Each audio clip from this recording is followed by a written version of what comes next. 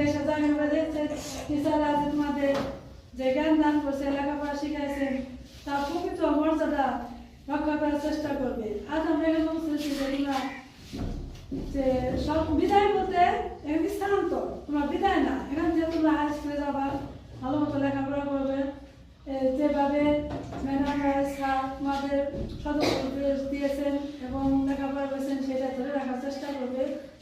টিচারদের সম্মান করবে, বাড়িতে মা বাবাদের সম্মান করবে। আশা করি হাই স্কুলে যে আত্মপ্রদার সাথে চলে যাতে বিদ্যালয়ে কোনো দুর্নাম না হয়। যদি ওখান যা তোমরা কোনো রকম বেদবি করো তাহলে কিন্তু স্কুলে বদনাম হবে যে সুতরাং স্কুল থেকে কোনো ভালো কিছু শিখায় নেই, তাই না?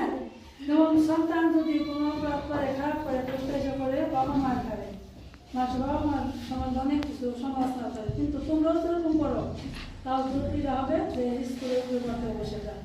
আশা করি তোমরা এরকম পড়াশোনা করবে না, ভালো চলবে। আর এই যে এতদিন এখানে লেখাপড়া করছো, এখানে ভুল ভ্রান্তি মানুষ কথায় বলে সোহাগ করেছে, শাসন করা তারই সাজে সোহাগ করেছে। তোমাদের অনেক সময় হয়তো রাগ করা হয়েছে, আবার আদরও করা হয়েছে, কিন্তু রাগটা কিন্তু অন্তরে কোনদিনও করা হয় না, সেটা